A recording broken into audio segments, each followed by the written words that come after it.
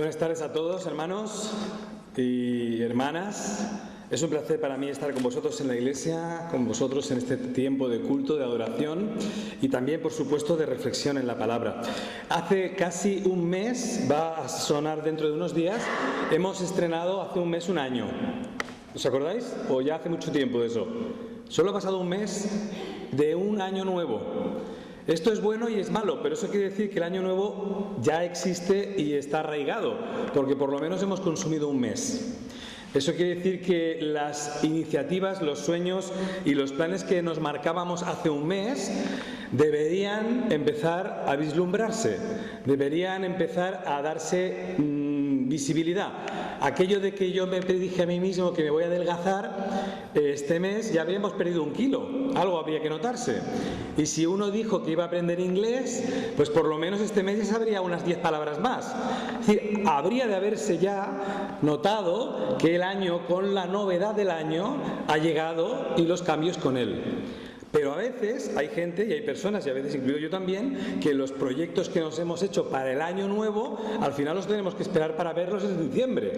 Así que el año nuevo ha llegado, pero a veces los cambios no van tan rápidos. Pero lo que sí os puedo asegurar es que este año nuevo, el 2020, va a traer cambios en tu vida. No me puedes preguntar, porque yo no te puedo responder, qué tipos de cambios son esos y si serán todos positivos o por el contrario serán cambios no deseados. Yo no lo sé. De hecho, no sé ni siquiera dónde voy a estar mañana. Tampoco lo sabes tú. Ni siquiera sabemos si mañana estaremos vivos. Así que lo que tenga que pasar este año, lo bueno, esperamos que sea mayoritario, y lo que no sea tan agradable, lo no tan bueno, está solamente conocido de forma certera por el plan de Dios. Nosotros no lo conocemos, pero sí estamos llamados a seguirlo. Y hay una cosa que sí quiero dejaros con vosotros, que es al menos una seguridad que me acompaña este año y que yo quisiera que también fuera una seguridad en vuestra vida personal, familiar y también eclesial. Y es esa frase de despedida de Jesús, cuando Jesús está terminando el tiempo de despedida con sus discípulos al final del Evangelio de Mateo, la gran comisión, la habréis conocido, la habréis escuchado muchas veces, y en el último versículo Jesús les garantiza una cosa a los discípulos, y es que les dice: yo estaré con vosotros hasta el fin del mundo. Es decir, que suceda lo que suceda este año, que no tenemos ninguna noticia clara de lo que va a pasar, ni en nuestra vida tampoco, lo que vaya a pasar será lo que el Señor disponga. Y es que el año que llegó, el año en el que estamos ya, vendrá con cosas nuevas, y lo que venga exactamente no lo tenemos claro, no lo podemos saber, aún falta 11 meses para que termine, todo ese tiempo aún es demasiado lejano, pero lo que sí es cierto es que lo que pase será con la presencia y con la ayuda del Señor.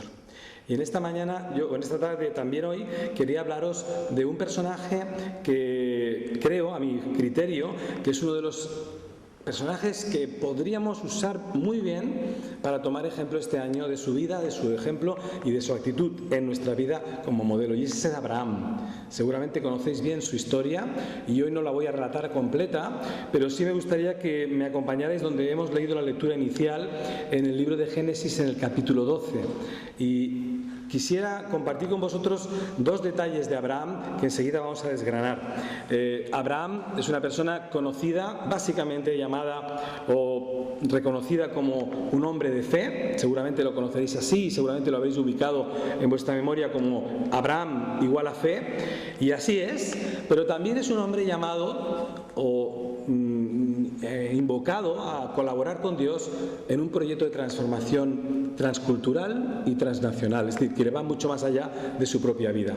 En palabras más simples, Abraham es un hombre llamado a ser transformado para transformar. Él es un hombre de transformaciones, hoy las veréis, o veréis algunas. Pero el plan de Dios, en el texto que acabamos de leer hace un momento en Génesis 12, es que bendeciré, dice el versículo 3, a los que te bendijeren y a los que te maldijeren maldeciré, y serán benditas en ti todas las familias de la tierra. Y el versículo 2 dice: y haré de ti una nación grande, y te bendeciré y engrandeceré tu nombre, y serás, esta es la frase genial, y serás bendición. Estamos llamados, hermanos y hermanas, a ser bendecidos por Dios para bendecir a otros. Somos llamados a ser transformados, o hemos sido transformados, para transformar o para ayudar a transformar a los que nos rodean. Si Abraham es probablemente uno de los judíos más famosos, o el judío más famoso de la historia, en realidad es el padre de la nación judía, hay un judío que quería compartiros su frase, que es un judío más moderno, un judío del siglo pasado, pero también especialmente famoso y conocido en el mundo de la ciencia, como es Albert Einstein. El doctor Einstein decía una frase, muchas tenían que ver con física y con ciencias, pero algunas de ellas eran reflexiones espirituales. Era un judío que conocía bien la palabra de Dios. Y una de las frases que decía, querría que la tuvierais presente, decía: la medida de la inteligencia es la capacidad para cambiar. La medida de la inteligencia, somos más inteligentes cuanto más dispuestos estamos a aceptar cambios. Si lo negativiza, se puede decir al revés. Somos más necios, somos más ingenuos, somos más simples cuanto más inmovilistas, cuanto más negados somos a las novedades o a los cambios que la vida nos presenta y que Dios está detrás de ellos. Así que el ejemplo que quiero llevaros hoy a la palabra es el ejemplo de Abraham, y es a él al quien me quiero remitir en esta tarde. Pocos hombres, por no decir casi ninguno, pocos hombres son tan admirados en el Antiguo Testamento como Abraham. Los judíos, los musulmanes y los cristianos lo consideran su patriarca. De hecho, se lo disputan. Los judíos, por supuesto, tienen más lógica, es el padre de la nación hebrea. Los musulmanes, casi de lado, también lo consideran el patriarca de su existencia, porque creen que Ismael es el padre de los musulmanes. Y los cristianos, a través de la descendencia de Abraham, no por él, pero sí por su descendencia, como la Biblia dice, de sus lomos, saldrá muchas generaciones después el Mesías, al cual adoramos y por el cual somos salvos. Así que también es patriarca espiritual de la fe cristiana. La Biblia lo presenta como un modelo de fe, lo presenta como un ejemplo a seguir, y le llama el apóstol Pablo en Romanos capítulo 4 el padre de todos los que creen. El padre de todos los creyentes, así se le define a Abraham. De hecho, no solamente le dice ese tremendo resumen a Abraham, sino que incluso es el único personaje de la Biblia que por 3 veces, en 3 ocasiones, en Crónicas, en Isaías y en Santiago, se hablará de él como el amigo de Dios. 3 veces la Biblia le nombra como el amigo de Dios. Estoy definiendo a un personaje encumbrado, estoy definiendo a un personaje que aparentemente es alguien que está muy lejos de nosotros y que aparentemente es hiper espiritual o supraespiritual. Y déjame que te diga una buena noticia, y es que Abraham en realidad no era tan distinto de ti. Tuvo o tomó decisiones que probablemente nosotros no hubiéramos tomado fácilmente, pero él en realidad no era tan distinto de como lo somos la mayoría de nosotros. Cuando Dios le llama, en Génesis 12, cuando Dios le llama, pues nada más y nada menos que Abraham era un idólatra. Era un adorador de dioses paganos en la ciudad de Ur de los Caldeos. Cuando ya Dios le ha llamado, ya tiene un contacto y ya le conoce, ya ha oído la voz de Dios, unos pocos años después sufre tentaciones que son públicamente notorias en el libro de Génesis. No hace falta que las busquemos ahora, pero creedme que existen. Y esas tentaciones, en algunos casos, le llevan a tener miedo verdadero por su vida, aunque ha escuchado la voz de Dios. Y ese miedo real por su vida le lleva a la desesperanza. Perdona, ¿no estabas hablando del padre de la fe? Pues sí, es el padre de la fe, pero también tiene momentos de debilidad. Bienvenido al mundo real. Es un hombre que tiene momentos de desesperanza, y la desesperanza, incluso en por lo menos 2 ocasiones, le lleva a mentir abiertamente ante Faraón o ante el rey Abimelech, negando que Sarai sea su esposa, advirtiéndole de que solamente es su hermana. ¿Por qué niega eso? Porque tiene miedo a que él pueda morir porque le quiten a su esposa. Es decir, el hombre de la fe, el padre de todos los creyentes, el amigo de Dios, también tuvo momentos en que mostró cierta debilidad espiritual, cierta debilidad en relación con Dios. Sin embargo, no nos vamos a detener en sus errores, no hay muchos más, pero sí quisiera abundar en esta tarde en algunos detalles que espero que os sorprendan, aunque ya conozcas la historia de Abraham, como me han sorprendido a mí el releerlas y el redescubrirlas. Dos cosas que quiero compartir con vosotros, dos ítems, dos características, habrían muchas más, pero eso lo quiero detenerme en dos de las características de la vida del perfil espiritual de Abraham. Uno, muy interesante, es que era un hombre especialmente dispuesto al cambio. Por eso os he dicho antes lo del inicio del año, si ya habéis visto ya cambios. Porque ahora vais a ver enseguida la cantidad inmensa, profundamente graves y profundamente trascendentes, cambios que sucedieron en la vida de este personaje que llamamos Abraham. Y la segunda característica que veremos es que todos los cambios que le sucedieron y que él aceptó de parte de Dios, los aceptó caminando bajo las promesas de Dios. Es decir, si caminó y aceptó esos cambios que Dios le propuso o que Dios le impuso, fue porque aceptó caminar bajo sus promesas. Vamos a ver las dos cosas. La primera, vamos a ver que Abraham es un hombre muy dispuesto a los cambios. No es que esté aceptando alguno, sino que está dispuesto a aceptar muchos. Y son muchos y muy trascendentes. Fijaos en el texto que hemos leído al principio de Génesis 12.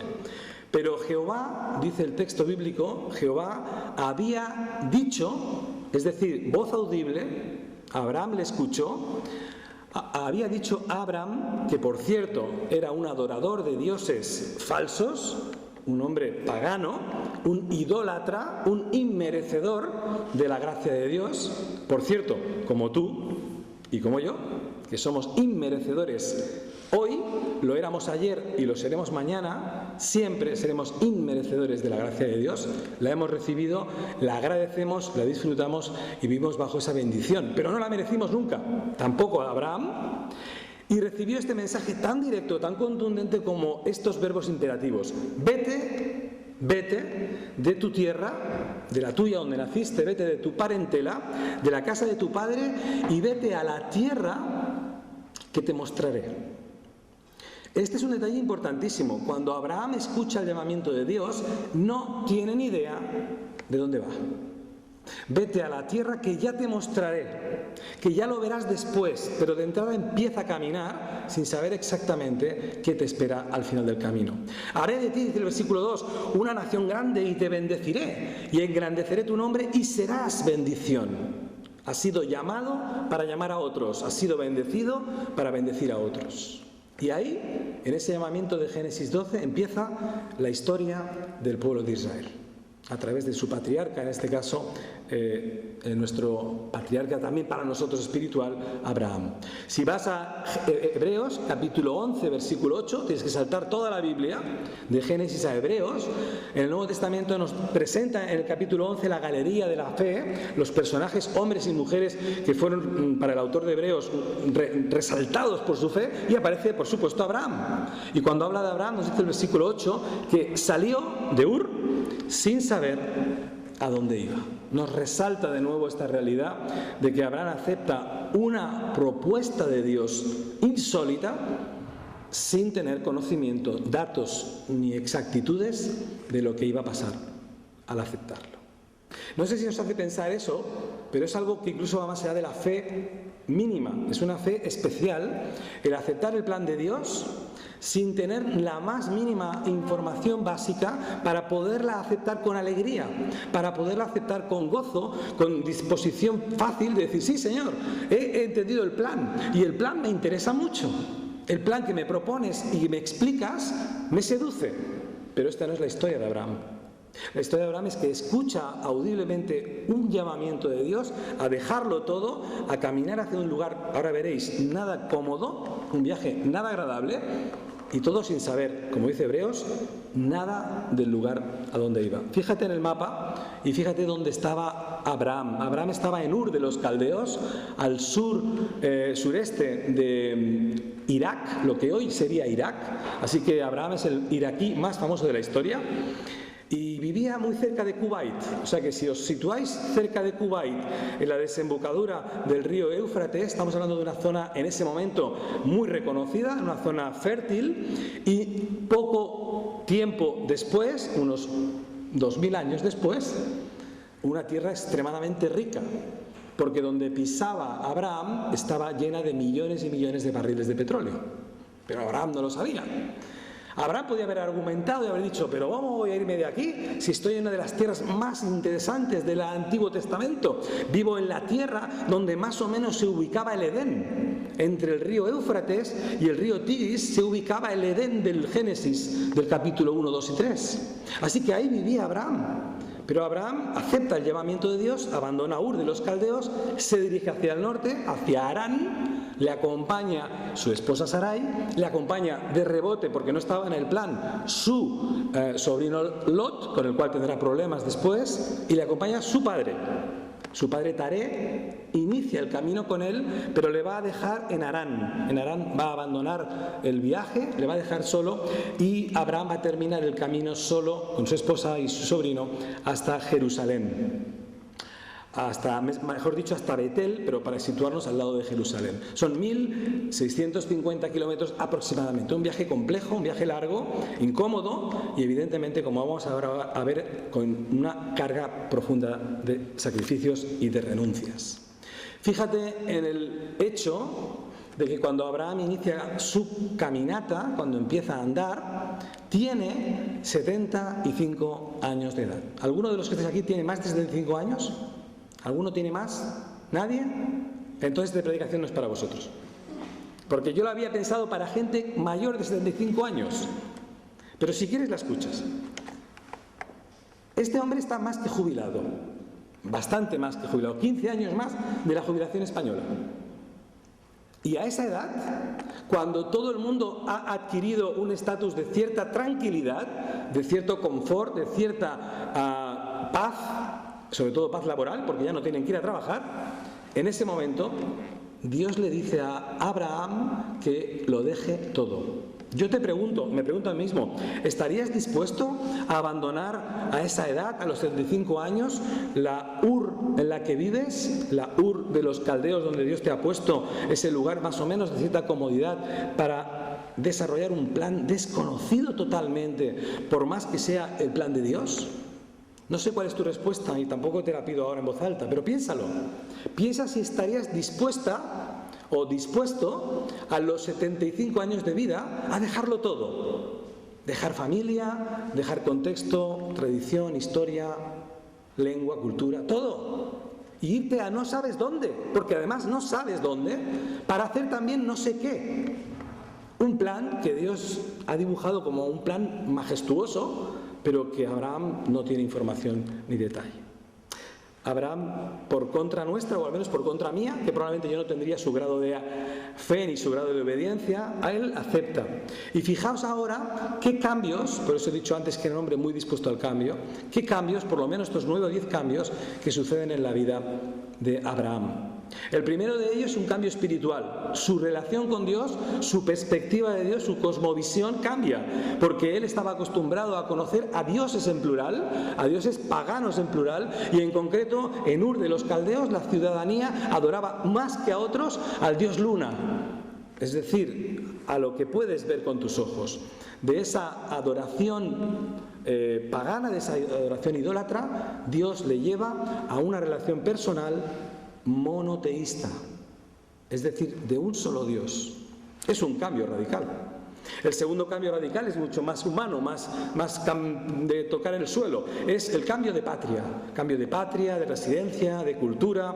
Todo eso a los 75 años, dejas tu ciudad en Ur y te vas a Salem, a 1.600 kilómetros de distancia, y sin más información empiezas a dejarlo todo lo que para ti era un referente, tu patria, tu cultura. ¿Te animarías a los 75 años a dejar Barcelona, dejar Cataluña, dejar España e irte a un país desconocido, incluso para ti que hoy conoces todo, pero a un lugar donde no sabes ni tienes información ni datos? ¿Harías ese cambio? ¿Optarías por aceptar la propuesta de Dios? Yo creo que muchos diríamos no. Ahora en silencio quizás no lo atrevamos a decirlo, pero yo personalmente me costaría aceptar ese plan de Dios, al menos fácilmente. La tercera propuesta es que Dios le hace un cambio de nombre.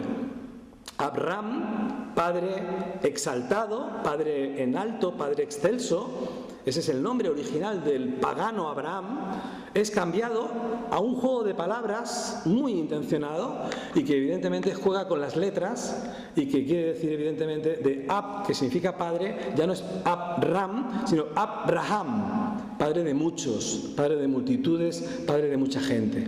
Dios se le aparece a Abraham en el capítulo 17 como El Shaddai, se le presenta como el Todopoderoso. En el hebreo El Shaddai es el Dios del Todopoder y, mejor dicho, en el exacto hebreo, el Dios que mueve montañas. Eso es lo que significa El Shaddai, el Dios Todopoderoso. Así se le presenta. Ya no es el Dios Luna, que por cierto no hablaba ni podía comunicarse, sino que es un Dios verdadero, un Dios audible, que Abraham puede escuchar y entender, y que se le presenta con la capacidad inmensa de hacerlo todo, de ser capaz de hacerlo todo. Aún así, Dios le va a proponer más cambios.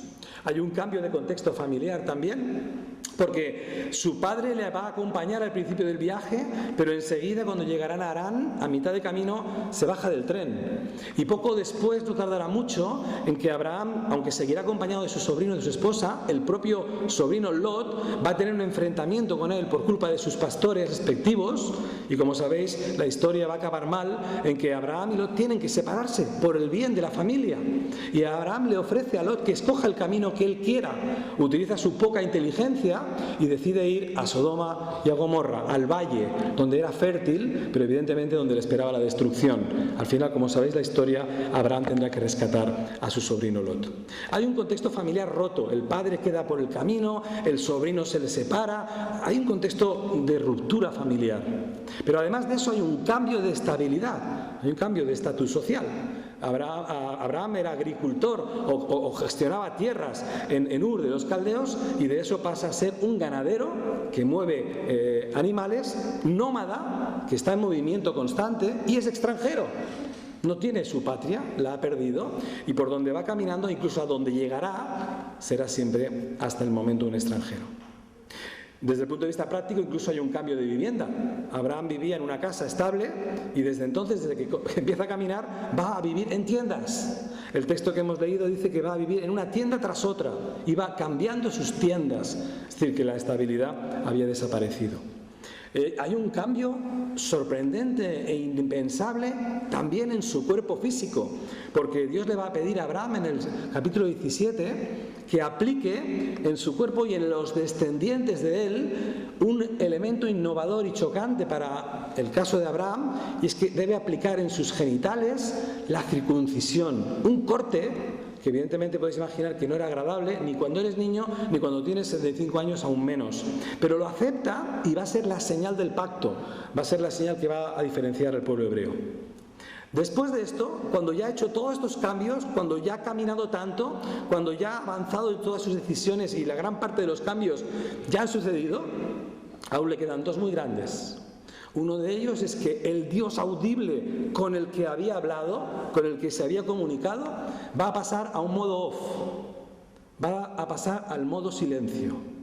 Es un Dios mudo por 25 años. Va a quedar invisible e inaudible. Abraham no va a tener contacto más con ese Dios, sabe de él o supo de él, pero va a quedar en silencio. Va a tener que vivir de las promesas recibidas, pero ya no del contacto visual o del contacto audible que había tenido al principio. Su promesa, luego la veremos, era una promesa espectacular. Iba a hacer de él, dice, una nación grande, y de él además engrandecerá su nombre y va a ser bendición. Las promesas son espectaculares, y le ha dicho que su descendencia va a ser como las estrellas del cielo o como la arena del mar. Si puedes contarla, le dice Abraham, si puedes contarla, así será tu descendencia. Evidentemente incontable, pero aunque sea incontable, es algo no palpable. Es algo que no estoy viendo con mis ojos o que puedo tomar con mis manos, y ni siquiera tengo un hijo para que pueda entender que esa promesa va a ser realidad. La última de las situaciones de cambio es probablemente la más dramática y la más inexplicable. Los filósofos hoy en día siguen atacando a la revelación bíblica por este caso de Abraham, porque no pueden entender que Dios prometa un hijo, el hijo de la promesa, a Isaac, a Abraham, y cuando lo tiene, ya crecido y adulto, le pide, como sabéis en la historia del monte Moría, que lo sacrifique. Lo lleva al monte Moría, Génesis 22, y eso cuando ya la promesa era por fin visible, cuando ya la promesa la podía tocar, cuando ya la promesa podía creer en ella, porque su hijo estaba en casa, estaba ahí, ya no eran palabras, ni sueños, ni ideas propuestas, sino que ya eran realidades. Pero cuando lo tiene vivo, crecido y adulto, nos dice la tradición hebrea que a los 25 años de edad, Dios le pide que sacrifique a su hijo. Abraham tiene 125 años.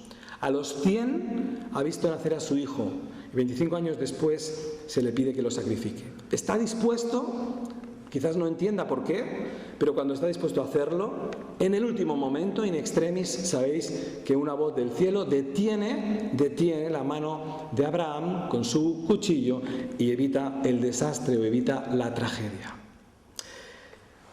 Solo tenéis que ver ahí rápidamente y ver una colección tremenda de 9 cambios que este hombre aceptó uno tras otro, que yo me pregunto si tú y yo estaríamos dispuestos a aceptar la mitad de estos. Porque cada uno de estos cambios no traen alegría, cada uno de estos cambios traen tensión, cada uno de estos cambios traen incerteza. No estás convencido de lo que está pasando, estás perdiendo privilegios, estás perdiendo tu casa, estás perdiendo tu familia, estás perdiendo tu hogar, estás perdiendo tu estabilidad económica, estás perdiendo tu nombre antiguo de toda la vida, estás perdiendo incluso durante 25 años la conexión con el Dios que te ha llamado. Hay muchas pérdidas por el camino, hay mucho sacrificio, hay mucho cambio. Pero sorprendentemente para mí, quizás no para Abraham, pero Abraham acepta cada uno de todos ellos. El segundo desafío, que es derivado del primero en la vida de Abraham, es que si Abraham era un hombre aceptado para los cambios, dispuesto a los cambios, es un hombre también que caminó toda su vida bajo las promesas que Dios le había hecho. Ese era el motor, la gasolina de su vida. Y básicamente quiero centrarme hoy en 3 promesas. Quizás podríamos buscar otras más, pero hay 3 grandes promesas que Abraham oye de parte de Dios. La primera, ya conocida de todos vosotros, es que Dios le propone que va a recibir una numerosa descendencia y una tierra, un territorio donde pisar, ser dueño de un territorio.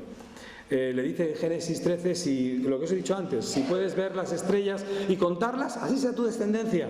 Y cuando llega en el capítulo 15 y pisa Canaán, le dice, mira a tu derecha y mira a tu izquierda, todo lo que ves, todo lo que tus ojos pueden contemplar, todo es tuyo, todo será para ti y para tu descendencia. ¡Oh, impresionante!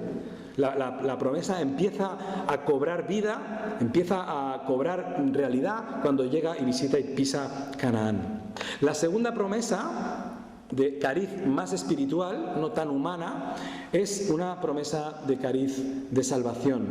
Nos dice en los libros de la palabra de Dios que a Abraham su fe le fue contada por justicia.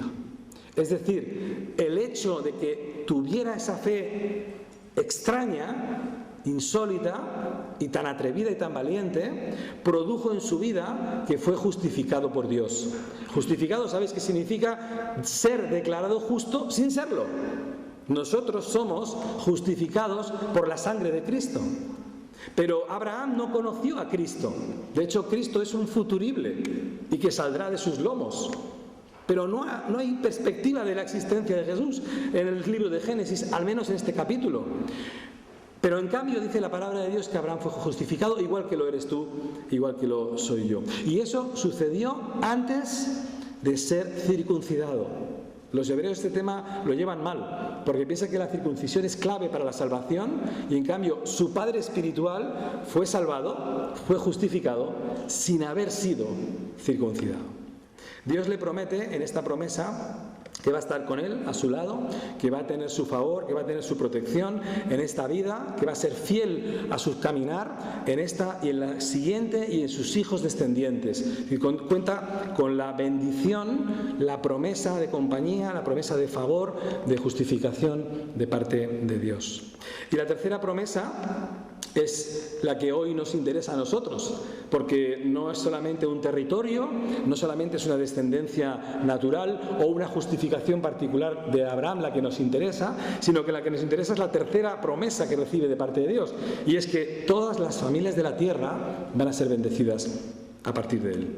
Las bendiciones de Abraham son para todo el mundo, no son solo para él, son para todas las naciones, para todos los países, y como he dicho antes, Abraham fue llamado a ser bendecido para bendecir a otros. Fue llamado a ser transformado para transformar a otros. Es el texto que antes hemos leído y que también se repite en el capítulo 18.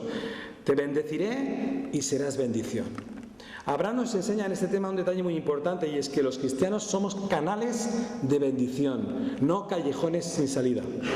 Somos seres, hombres y mujeres, llamados a recibir una bendición que podamos compartir, que podamos transmitir, que podamos enseñar, que podamos mostrar a nuestros compañeros de viaje.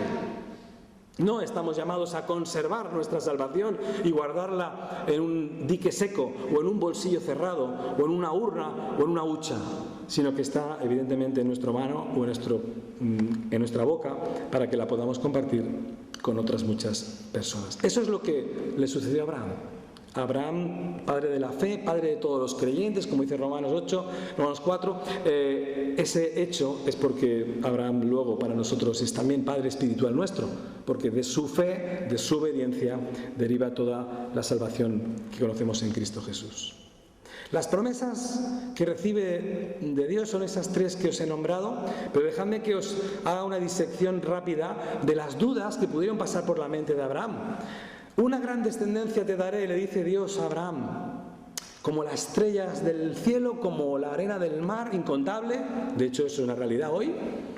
Pero en esos momentos, la realidad verdadera es que Abraham es un anciano. Y no de 75 años, sino ya de 100. 100 años sin tener ningún hijo y una esposa estéril.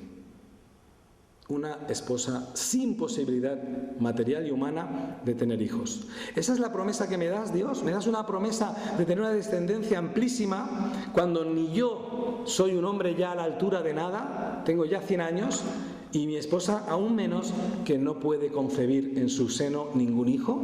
Esa es la promesa que tú me das. ¿No te estarás equivocando? ¿No te ha pasado nunca que has cuestionado a Dios sus planes? ¿No has cuestionado a Dios sus propuestas? ¿No has hecho como Jonás? Y le has dicho, Señor, yo me voy para otro camino. Señor, mejor yo tomo un barco y me voy a Tarsis. Señor, yo mejor hago mi propio plan. Yo creo que el tuyo, no creo que estés acertando con este plan en mi vida. Creo que puedo corregirte. Abraham podía haber hecho eso, pero no nos consta que lo hiciera. Nos consta solamente que aceptó el proyecto extraño e insólito que Dios le proponía. El segundo plan es que Dios le propone en promesa que va a ser dueño de una tierra, de una nación, de un territorio donde podrá poner sus pies de forma estable. Pero hasta el momento solo es un extranjero que camina y camina por territorios que no son suyos. Así que la promesa de Dios sigue siendo aún una promesa difícil de ver, o al menos difícil de entender. Pero aquí tenemos el ejemplo de Abraham, que espero que en esta tarde pueda servirte de modelo espiritual para tu vida en este año. Y es que Abraham visualizó, o parece al menos que visualizó, lo que no podía ver, lo que su retina, lo que sus ojos no podían contemplar. Dice Romanos capítulo 4, versículo 18, que él creyó en esperanza contra esperanza. Lo que él creyó no tendría sentido humano, no tendría lógica. Él creyó contra la lógica y contra la esperanza normal, él aplicó esperanza. Y en medio de esas circunstancias, dice el mismo capítulo 4 de Romanos, que él creyó en Dios y se regocijó como si ya lo hubiera recibido. Se alegró de la promesa de Dios, la aceptó, la hizo suya y entendió que era una promesa real, verdadera, creíble, porque venía del Shaddai, del Todopoderoso. Y por tanto, dice el texto de Romanos, el apóstol Pablo dice que la recibió con gozo, incluso como si ya la hubiera recibido. ¿Qué podemos aplicar a nuestra vida personal, familiar y eclesial de este ejemplo, de esta actitud extraña o insólita de las reacciones de Abraham? Bueno, creo que debemos imitarlo. Abraham nos dice el texto de Romanos que es padre de todos los creyentes, y quiero proponeros algunas ideas para imitar su fe. para imitar su actitud, su obediencia. Una de ellas es estar dispuestos al cambio. ¿Van a venir cambios este año? No te quepa duda. No sé si serán buenos o malos, pero van a venir cambios. Y la actitud tuya demostrará lo que decía Einstein al principio. Demostrará tu inteligencia espiritual, la capacidad que tengas de aceptar esos cambios. Pero esos cambios van a llegar. Y en esos cambios habrá que aplicar fe. Y la fe es ajena, es contraria, de hecho es el antónimo de todo lo que conocemos como a veces religión, que es conformismo, que es rutina, que es a veces incluso pereza, que es indiferencia, donde la razón humana a veces dice algo que Dios propone y la razón responde, esto es imposible, la fe debe responder, no, eso es posible, no para mí, pero sí para Dios. Si Dios es el que guía el plan, si Dios es el que lo llama y el que lo mueve, lo que Dios me propone es posible. Yo me hago la pregunta y te la hago a ti en esta tarde, si, como Jesús dijo a sus discípulos en el Evangelio, si estos discípulos se callan, al final quien tendrá que hablar serán las piedras. Pues si no vamos nosotros, ¿quién irá? Si no somos nosotros los que proclamamos el Evangelio, ¿quién lo hará? Si no ayudamos a transformar a otros, los que hemos sido transformados, me pregunto, ¿quién lo hará? Es la Iglesia. La Iglesia es la que está llamada a impulsar el reino de Dios, en esta generación y en las siguientes. Y nosotros somos Iglesia. Y yo quiero animarte a que te hagas propietario de las promesas de Dios, como hizo Abraham, y camines con ellas por fe. Sabéis, profetas como Antonio Machado probablemente conocía muy bien la Biblia, probablemente era un hombre muy cercano a la fe, y decía en alguno de sus poemas, caminante no hay camino, se hace camino al andar. Y al andar y mirar la vista atrás, se ve la senda que nunca se ha de volver a pisar. No sé si era cristiano, pero por lo menos parece cristiano en estas frases. Y yo creo que como esta frase y otras nos hacen estímulo a que la vida cristiana es un caminar, un movimiento, una dinámica, no es estática, y evidentemente Dios nos ha llamado a transformar a otros previa transformación nuestra. Debemos tener, creo, la convicción, yo creo que la tenéis todos, de que Dios tiene un plan para tu vida, de que Dios tiene un plan escrito y desarrollado y clarísimo para tu realidad personal, incluso también para la mía y para la de todos los que estamos aquí, y aceptarlo debe ser clave en este año nuevo que Dios nos ha dado. Aceptarlo y recordar finalmente que el Dios que te llama es un Dios grande y un Dios fiel, un Dios real, un Dios verdadero. Y el Dios del que te estoy hablando es el Dios de Abraham, pero también podría añadir que es el Dios de Isaac y el Dios de Jacob. Con eso siempre Dios quería recordar a su pueblo que era un Dios de vivos y no de muertos, que era un Dios que saltaba las generaciones y saltaba las fronteras y las culturas, y que el Dios de Abraham, que llamó a Abraham a hacer y a tomar decisiones de fe, algunas de ellas sorprendentes, algunas renuncias que no estaríamos tan fácilmente disponibles a hacerlas, es el mismo Dios aquí, hoy y ahora. Y el Dios de Abraham es el Dios de tu iglesia.